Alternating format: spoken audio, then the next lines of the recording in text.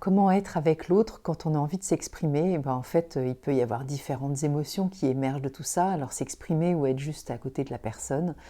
Et il y a des moments où on peut ressentir des émotions assez ambivalentes, même quand elle est partie, hein,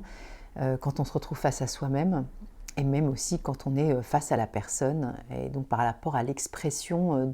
voilà, d'exprimer exactement ce que l'on ressent, ça peut être très compliqué. Donc déjà la première chose, c'est ça peut aussi beaucoup nous prendre la tête et on n'arrête pas d'y penser et du coup ça peut être compliqué aussi de s'exprimer parce que s'exprimer, des fois on rumine énormément.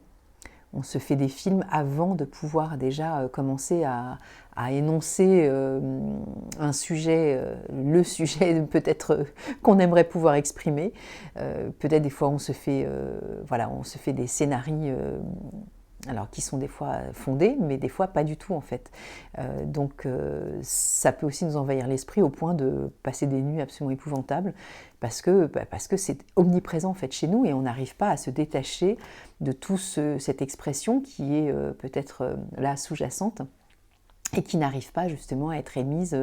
de façon certainement fluide aussi pour nous, parce que sinon, si on arrive à s'exprimer de façon que l'on pourrait juger en tout cas correcte pour nous, on ne serait pas dans cet état aussi d'obsession qui fait que ça nous pompe toute notre énergie à force d'y penser finalement et de ne pas passer à l'acte, parce que ça reste aussi qu'au niveau de notre cerveau et de nos pensées et de cette récurrence de cette obsession de comment je vais dire les choses, et cette espèce de petit dialogue intérieur qui fait que ça n'a pas de cesse et finalement c'est pas constructif puisqu'il se passe rien, ça reste un dialogue interne et le but c'est l'expression. Donc si on reste qu'au niveau de notre cerveau, en fait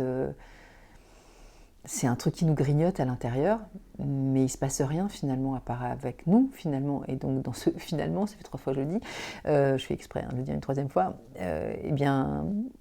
in fine, ça ne va pas sortir de notre esprit et donc il faut pouvoir aussi exprimer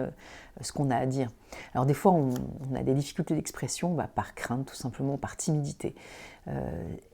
Oser dire les choses, parler, des fois c'est compliqué. C'est compliqué parce qu'on a peur de nommer les choses aussi. On a peur aussi parce que le corps nous montre des signes de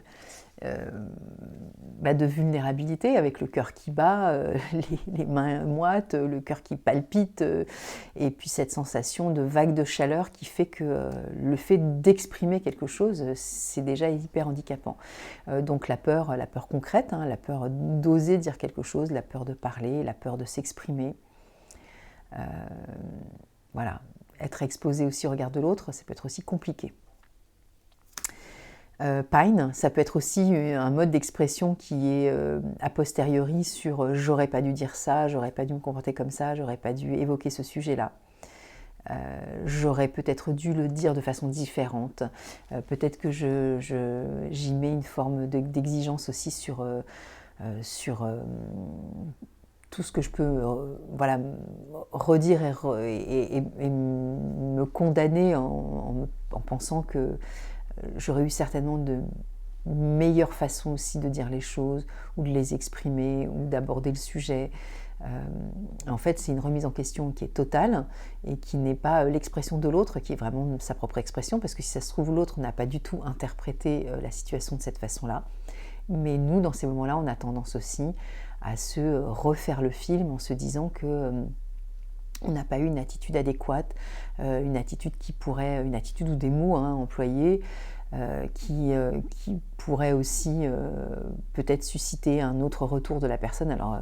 prenez l'exemple que vous voulez, hein, mais c'est vraiment l'expression de la culpabilité en fait. C'est les reproches qu'on peut se faire à soi-même. Il y a toujours quelque chose à redire finalement. Alors que des fois, quand on a posé quelque chose, une expression, une émotion, un avis, un besoin, c'est comme ça en fait, et c'est peut-être le mieux qu'on ait pu faire aussi à ce moment-là. Donc voilà, on peut aussi, c'est vrai, en tout cas, prendre un espace pour savoir ce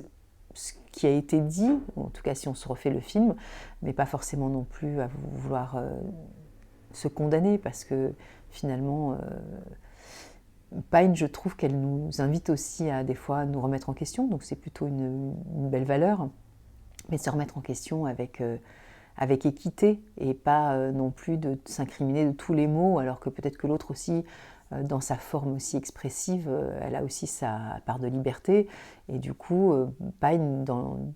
la description que Bach fait, il dit aussi que ce sont des personnes qui ont tendance aussi à même se reprocher les fautes qu'il n'a pas commises. Alors faute, on entend ce qu'on veut, hein, mais dans l'expression de ce que j'ai dit, ou de ce que j'ai pensé, ou de ce que j'ai émis, ou ma posture, mon silence, peu importe, parce que des fois, il n'y a pas de mots non plus exprimés, on peut s'en vouloir justement de ne pas avoir dit certaines choses, etc.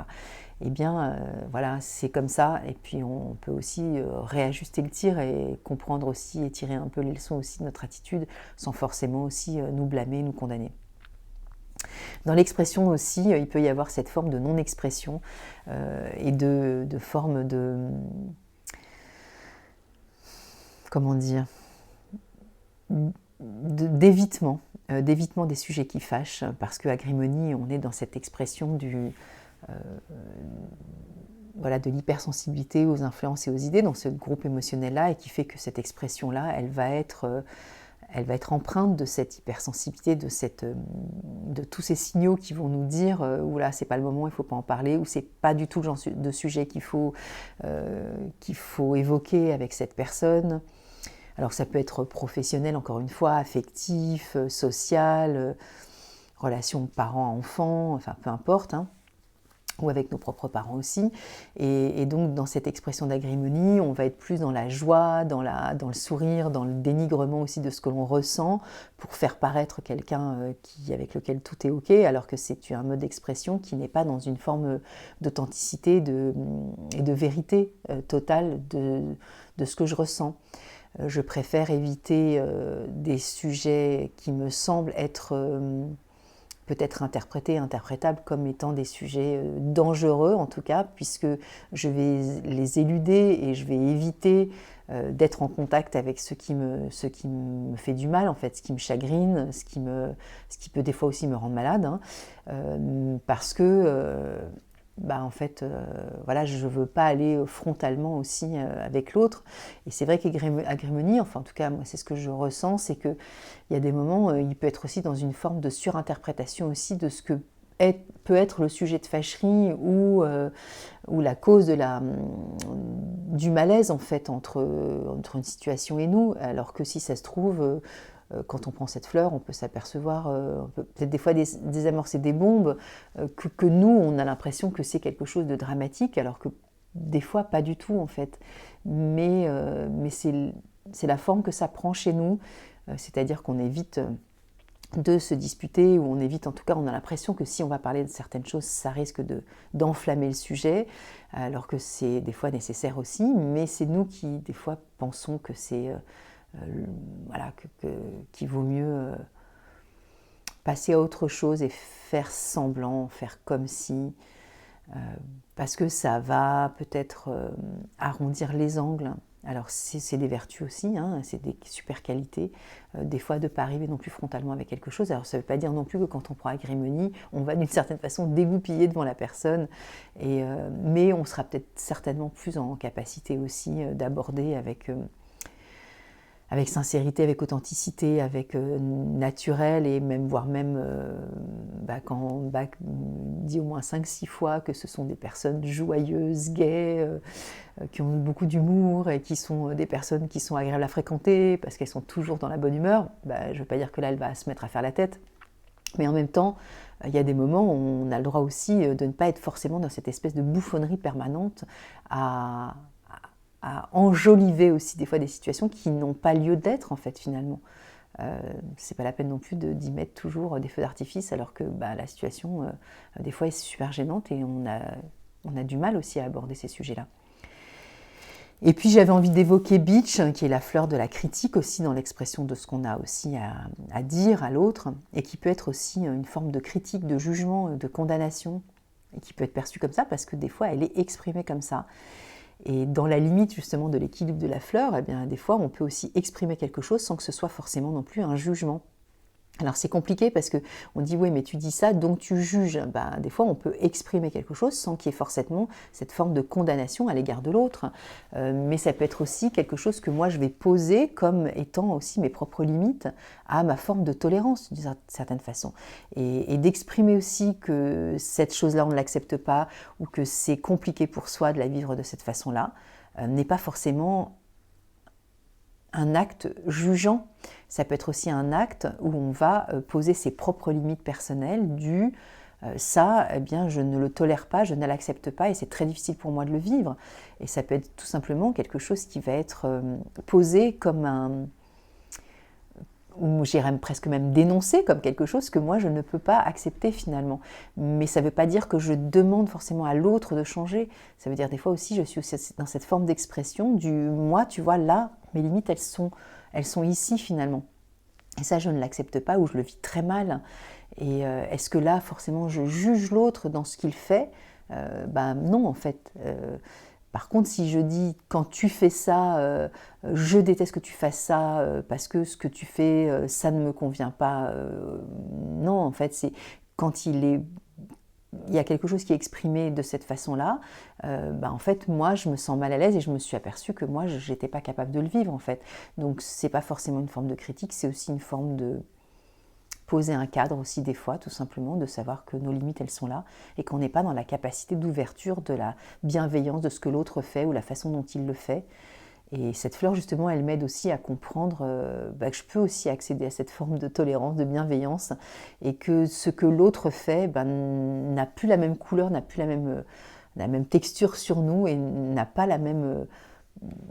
j'ai inventé encore une fois un mot, mais désagréabilité sur nous en fait. Ça ne se dit pas, mais vous voyez, c'est ce chose de truc qui fait que ça nous irrite, ça nous agace, ça nous énerve, et qu'on a envie de condamner l'autre en disant pétard, pourquoi il fait ça, ça me saoule. En fait, non, je prends bitch et je me dis ok, qu'est-ce qui te saoule, qu'est-ce qui se passe? Et là, du coup, c'est pas l'autre qui est remis en question, c'est surtout l'interprétation que moi je fais de l'action de l'autre. Et du coup, bitch permet aussi de moi de me recadrer par rapport à ça, et sans incriminer l'autre, mais de dire par contre l'autre, peut-être merci aussi d'avoir agi comme ça, parce que tu es comme tu es, c'est ok, et c'est ta façon d'être ok, mais par contre moi, pourquoi ça grince comme ça? Et du coup, d'aller voir avec bienveillance aussi ce que je ressens en moi, c'est une forme aussi de tolérance à l'égard de ce que l'autre me propose de vivre. Et donc, voilà, après, bitch ne se remet pas en question, c'est pas Pine, hein, donc c'est juste poser des actes et se dire, ok, qu'est-ce qui gratte chez moi? Et du coup, mais pourquoi l'autre, je l'interprète comme une forme de, comment dire, de détonateur aussi de ce qui gratte chez moi? Le détonateur n'est pas forcément à pointer du doigt comme étant critiquable, c'est juste un détonateur qui va me permettre aussi moi de voir aussi comment je fonctionne. Je fonctionne aussi avec cette forme de limite et d'intolérance là. C'est ok aussi, on a le droit aussi de se reconnaître comme étant dans une incapacité à tolérer certaines choses, tout simplement. Voilà, bon, j'ai cité 5 fleurs et on se dit donc à dimanche prochain pour un autre thème et je souhaite donc une bonne semaine.